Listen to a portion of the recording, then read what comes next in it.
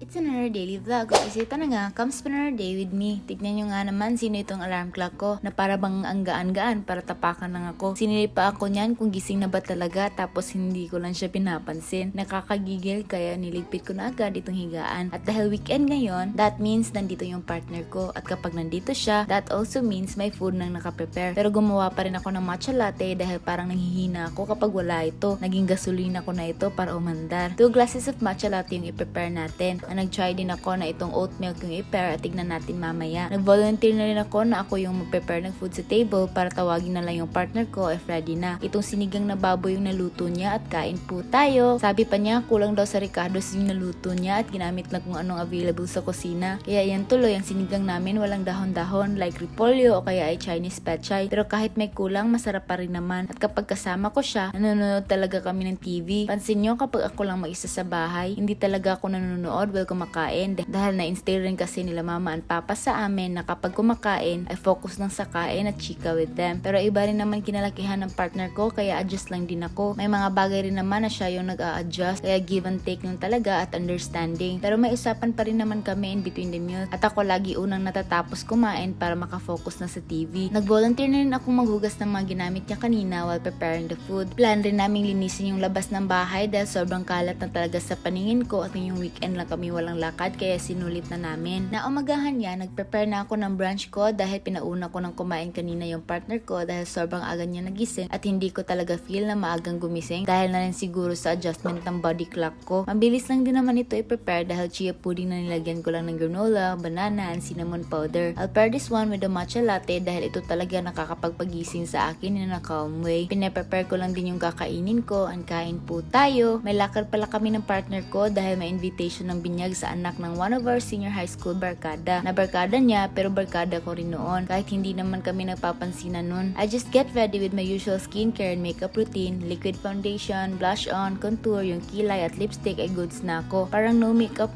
look lang yung atake. Tapos itong isa nagtatampo dahil hindi na naman isasama. Hindi rin kami nagtagal and headed right away to our destination. Attend lang talaga tayo ng mga binyag nito at palaging bisita sa mga occasions ng friends ko or friends niya. Ganun talaga pero no pressure at all. As long as masaya naman kami of what we're currently doing and planning to do, which is a blessing pa rin naman, then we're also good. Sana more weekends pa na ganito. Kaya see you next time!